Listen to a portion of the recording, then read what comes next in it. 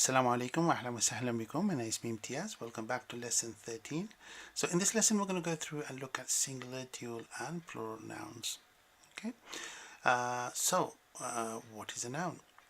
A noun is a word that indicates a meaning that is not associated with time. And it's a word that refers to a person, thing, event, substance or quality. So for example, we've got a book here. When this one item is referred to as a singular item. And then nouns in English are either singular or plural. And to indicate that a noun is plural, a suffix is added to the end of the word. So here, when we get make a plural of the book, it becomes, we add a suffix of s to indicate that is plural. So we've got books. So singularity is book and plural is books. Now there are other rules in the English language that indicate that a noun is plural. I'll cover a couple and then we'll go and look at the Arabic nouns. So the second rule is that singular nouns that end with an s, double s or sh require an es at the end of the noun. So here we've got the word bus. When we add to make a plural, we'll add an es, buses. Next one is glass. Same again, we add es. Then we have toothbrush, an sh, and then we add an es. Okay. So another rule is that if the nouns end with a ch, x, then they also require an es at the end. So example is coach would be coaches, and then box would be boxes. And another rule is that if the nouns end with an s or a z, then they require the s or z to be doubled before an es is added to the end. So if I do it here, we've got quiz, it'll be quizzes. So that is a recap of the singular and plural nouns in English. Let's look at the nouns in Arabic. So a feature of the Arabic language is that its nouns, adjectives and verbs have three numbers. The first one is singular, which refers to one item, and in Arabic is called mufrad. Mufrad, so one item. And then they have a noun, that refers to two items, and this is called muthanna. Muthanna, and this is two only. Okay, and then finally we have plural, like the English language. It's called jama', and that is 2 plus. So we have a rule for singular. So we have a rule for singular, we have a rule for dual, and we have for plural. Okay, so let's go through what we'll do is we'll go through each one of these in turn, and I'll show you what the differences are. Okay, so we'll look at singular nouns. So like I said before, a singular noun is a noun that indicates a person, animal or thing, whether it is male or female. Okay, if we look at the male nouns, we have talib here, talibun, which is a student. Then we have qalamun, which is a pen. And then we have kitabun, which is a book. Okay, so these are the male nouns. And then we have the female nouns. And the way you can indicate, if you look at the lesson that I did on gender, you can get more information on the masculine and feminine nouns in Arabic. But the most common type is when the letter or the noun ends with a ta marbuta. So this is the letter here. So this is sayyara, and when you add a vowel at the end, then the ta marbuta sound changes to a normal ta. So here sayyaratun. Next one we have haqibatun. Haqibatun. Now you see a difference between the two ta marbutas. This one is like this because it comes after what we call a naughty letter, and this one comes after a normal letter with that can. So the difference between a naughty letter and the other letters are that a letter cannot join onto a letter after it. So here sayyaratun, and this one is haqibatun. And then we have the third type of female nouns that refer to females. So here it refers to a girl. It's called bintun. Bintun. So all of these nouns, whether masculine or feminine, singular, dual, or plural, have one thing in common, that they all use something called case markers. So, what is a case marker? So, like the English language, Arabic uses. So we saw an example of this when we did, book, and the word books. We added the s, the suffix s. Like English, Arabic uses markers or suffixes to indicate the singular, dual, and plural nouns. Okay, and the suffix or marker is determined by the case of the sentence, okay, or the context of the sentence. So Arabic has three such cases. The first one is called marfu'a, which is nominative. Then we have majroor, which is called accusative, and finally we have mansoob, which is genitive. Okay, marfu'a, majroor, and mansoob. And what we'll do is go through each one of these. I'll give you a few examples of what they are, so you have an understanding of the three types, three cases. Okay, so but what I'll do is, before we do the three cases, I'll just cover the markers that are applied to a singular noun. So in each case, a marker is placed on the last letter of the noun, and I did this in the nonations class lesson, so you can get more information on that. But basically what happens is, in a singular noun, we have two rules. It's either masculine or is feminine, and also it's either definite or indefinite. So if we look at the definite first, so what I'll do is I'll show you the markers that apply to each case. So here in the nominative, when we have a noun, say al-baytu, the dhamma here is added to the noun to indicate that it's nominative. Okay. Al-bayta, so here the fatha is added to indicate it's accusative.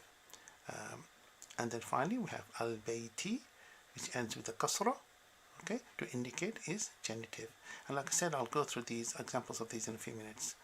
So that is your definite, and a definite noun is one that is specific about what you're talking about, so it's not generalized. Okay, and then we have indefinite, which indicates something that you're not being specific about, and those letters basically they're the same markers but doubled. So here baytun. Now the one other thing is that the al is dropped on a indefinite and it ends with a tanween. This is called nonation. Baytun. Then we have baytan, and then we have baytin. Okay, so these are the markers that are applied to a singular noun, whether it's masculine or feminine. Okay, so let's look at the different sentence cases that I mentioned earlier: nominative, accusative, and genitive. So the first one we look at is nominative, which is called marfu'a. So, and a marfu'a, a noun in the marfu'a is the subject of the sentence. So, for example, here we have al-waladu tawilun. So, we are saying the boy is tall. Here, the subject of the sentence is the boy. Or the boy is something, or we said the green pen or the blue book. So we're talking about the book and the pen. So here in the sentences, the boy is tall. Al-waladu tawilun. So here the subject of the sentence is the boy. Okay. And then we have here al-kitabu jadidun. Al-kitabu jadidun. So the subject of the sentence is the book. Here the book is new. So the subject is the book. So again, and this will end with the adamma. But here, so the nominative is when is the subject of the sentence. Okay, the boy is tall and the book is new. Okay, so the accusative is which is called majroor. So in the accusative case, the noun is the object of the sentence. So here is the object of the sentence. So if we look at this example, here is darastu al-kitab, kitaba. So here the noun is I studied the book. So I performed some action on the object, and the object of the sentence is the book. Okay, so here it ends with the fatha, like the rule we saw earlier on. Okay, if we look at the indefinite article, in indefinite case, so here's darastu kitaban. So here we're saying I studied books. Okay, darastu kitaban. So that is the object of the sentence. And then finally we have the genitive, which is It has two rules, which either occurs after a preposition or is a second word in idafa construction. Idafa indicates when it's possession, but we'll cover that in a later lesson. But preposition is like on, in, from, to. So they are called prepositions. So here, if we look at the example, here تكلمت مع الطالب الجديد. Here, so we're saying that I talked to the new student. Okay, تكلمت مع, so it's to or with the new student, طالبي جديد. So here you can see that the طالبي, the genitive case is applied to the student, and the adjective here. تكلمت مع الطالب الجديد. This when there is a preposition in the word, or the noun is the second word in the idafa construction, then it becomes a genitive case. And when we get to the actual lesson on cases, I'll go through a lot more examples on this. But this is just to give you an idea as to what the three cases are. Okay, so let's look at the dual nouns. So the dual noun is called al-muthanna. Okay, so Arabic has a separate form for talking about two things, okay, so, and it refers to two people or two things, and just like the singular, a suffix is added to the end of the noun, which changes based on the sentence type or case. Okay, so if we look at this first one, which is called nominative marfu'a, so with the subject of the sentence, you add an alif noon to the end of the noun. Okay, and then we have accusative, which is called mashroor, and here you add the ya noon. And then finally we have genitive, mansoob, and the same again, same as accusative, you add a ya noon. So when the noun is nominative, we add alif noon, and all other cases we add a ya noon. Okay, so what we're going to do now is go through and take these singular nouns and convert them into dual by adding the nominative suffix. So here we've got muallimun, which is a teacher, waladun, which is a boy, qalamun, which is a pen, and kitabun, which is a book. Okay, so we're going to go through and add the correct suffix to the end to indicate that it's the dual form. Okay, so the first one is muallimun. So muallim, and then the meme, and then what we're going to do is add the suffix for the dual noun. So then we had the alif and the noon. Okay, so here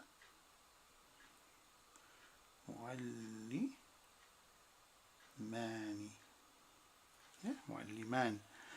Next one is waladun. So here we'll say wa, then the lam, the dal, and then we add the suffix alif and noon. So it's wa, la, dan. Okay. Next we have qalamun. So here would be qaf, then the lam, then the meme, then we add the rule for the alif noon, alif noon. So here would be qalaman, qalaman. Next we have kitabun. So here it will be kaf, ta, and then the alif, kita, then we add the ba, and then we add the suffix for the nominative dual case, which will be alif noon, kitaban. So it's kitaban. Okay. Next we have is the case for the accusative and genitive, and the rule for that is that when it's a dual we add the ya noon, whether it's accusative or genitive. So what we're going to do now is go through each one of these and add the rule for the dual. Okay, so first the word is baytun, which is a house, babun, which is a door, khadimun, which is a servant, and then najjarun, which is a carpenter. Okay, so the first one is baytun. So here we're going to change, add the ya noon to the end. So it'll be ba, then the ya, and then the ta, and then we add the ya noon. So here will be ya and noon. So that's going to be bay tain. Okay. Next we have babun. So here will be ba, then the alif, then the ba, then we have the ya and the noon. Okay. So that's ba, bain. Next we have khadimun, which is a servant. So it'll be kha, then the dal, yeah, then the mim, then we have the ya and the noon. So it's kha, di, main. Okay. Next one is najarun. Next we have najarun. So here will be noon. Then we have the jim, the alif. Then we have the ra. Now because the ra is a naughty letter, the ya cannot join onto the ra. So here we'll do the ya as the initial and then the noon. So it's najar rain. Okay, so baytun becomes baytain, babun becomes babain, khadimun becomes khadimain, najarun becomes najarain. Okay, so do you know now if the word is a feminine word and that ends with a ta marbuta, then this ta marbuta needs to be changed to normal ta before you add the alif noon or the ya noon. So let's look at some examples of that. So here the same thing again. What we're going to do is we're going to go through and write the feminine words into dual form. So the first word is muslima, muslimatun or muslima. So we'll see mim, then we have the sin, then we have the lam, then we have the mim, and then so this ta marbuta needs to be changed to a normal ta before you add the rule. So here's ta, we have the alif and noon. So it is muslimatan, muslimatan. It will be ta,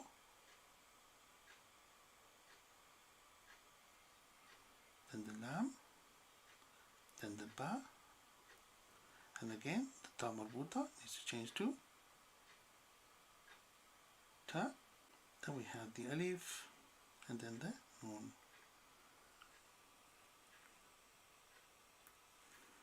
Is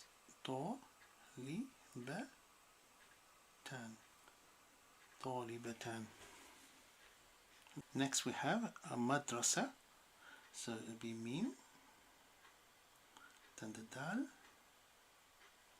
then the ra, then the sin, normal ta,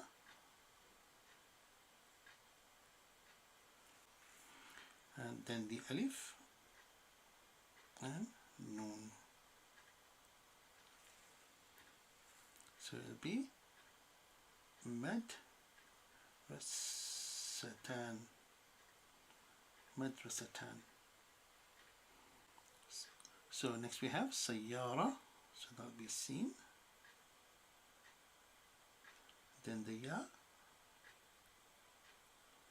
then the alif, then the ra, and then here because the ta marbuta is at the end, what we're going to do is change that to a normal ta.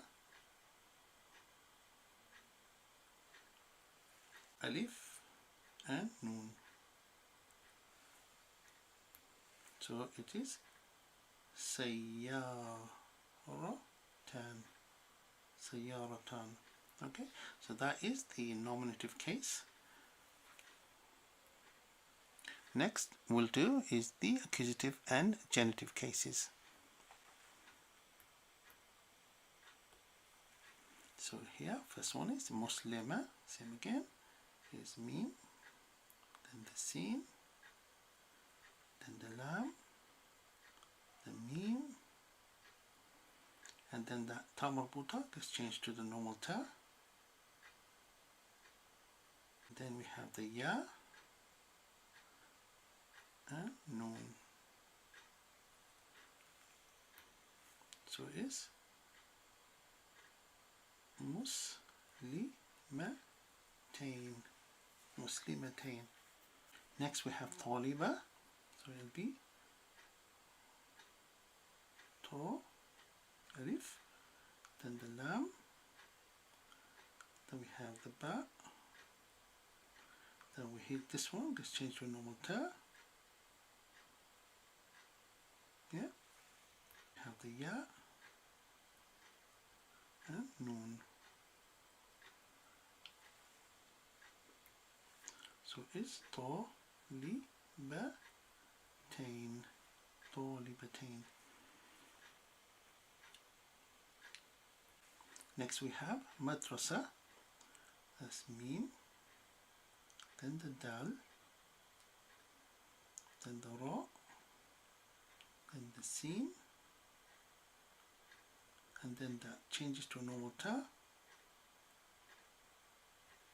and then we have the ya and noon.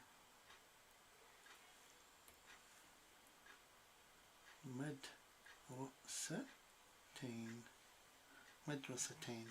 So the last one is sayyara. So that's sin, then the ya,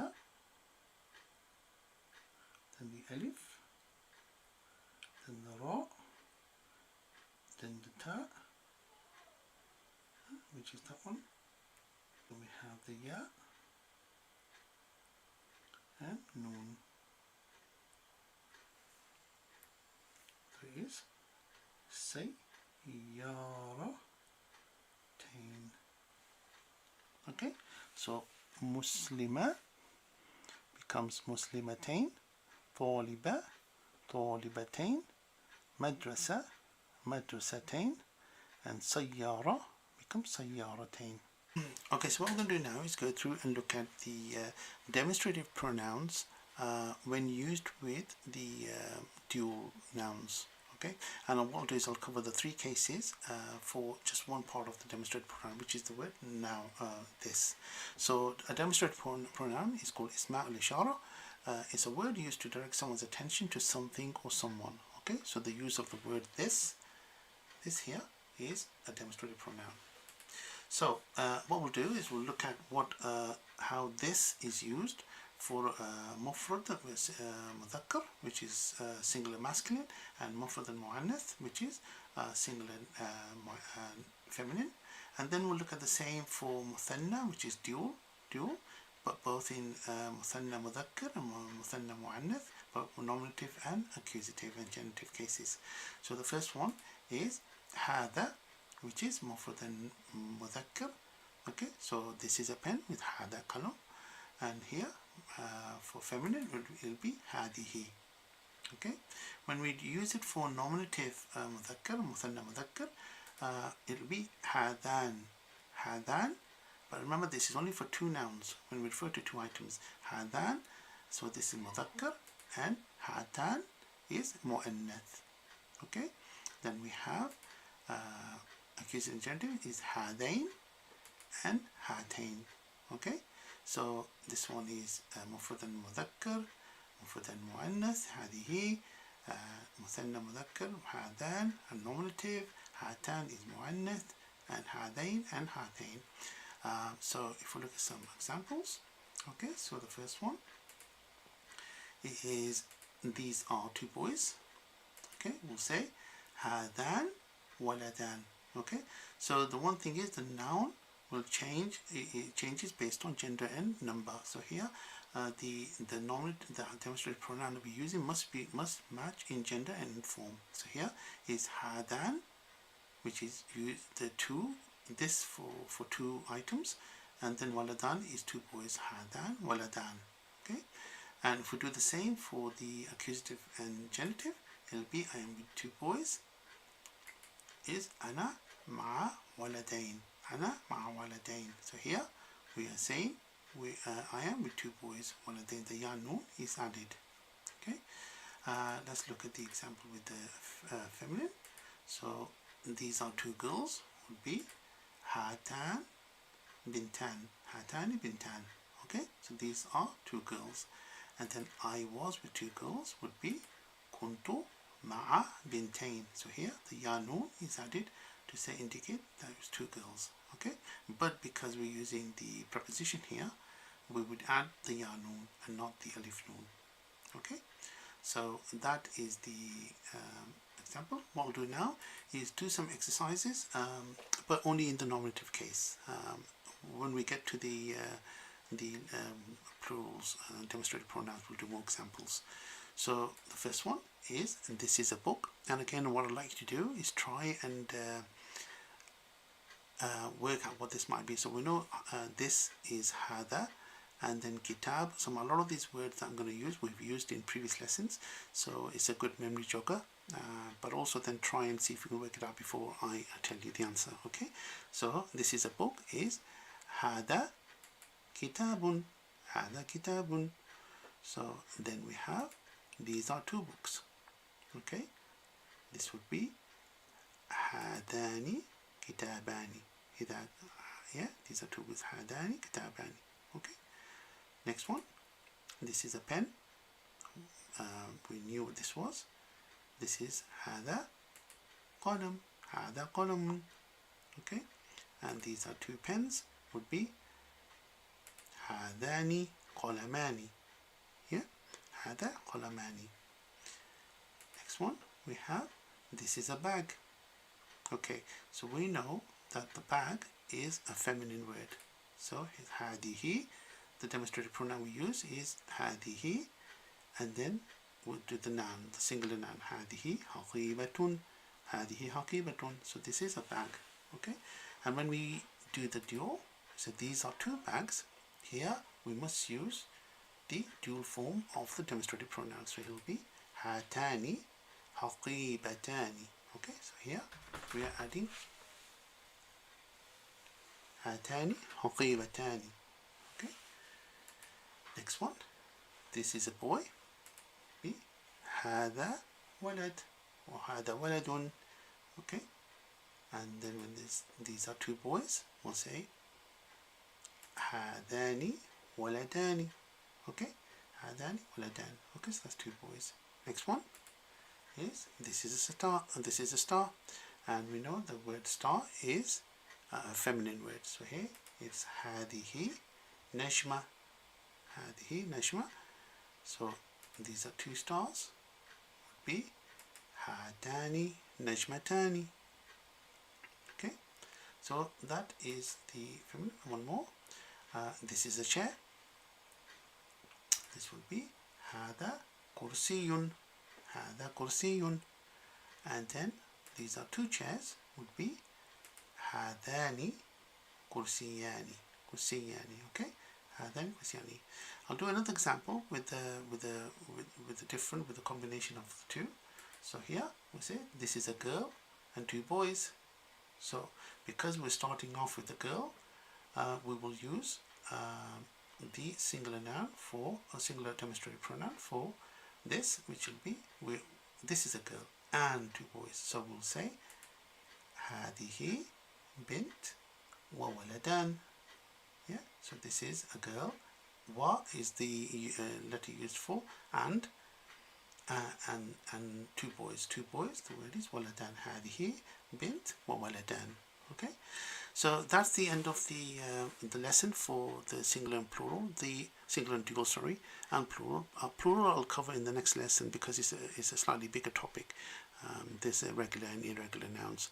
So what I'll do is go through it. If you have to review the video, just keep watching. And then, like I said, if you have any questions, drop me a message, then I'll be happy to answer them. And if you like the video, then please like, share, and subscribe to the channel. It's youtube.com, Easy Arabic. Okay, c.easy Arabic. And again, share with other friends who might find this video helpful. Okay, thank you again. Inshallah, see you in the next lesson. Fi amanillah. Assalamu alaikum.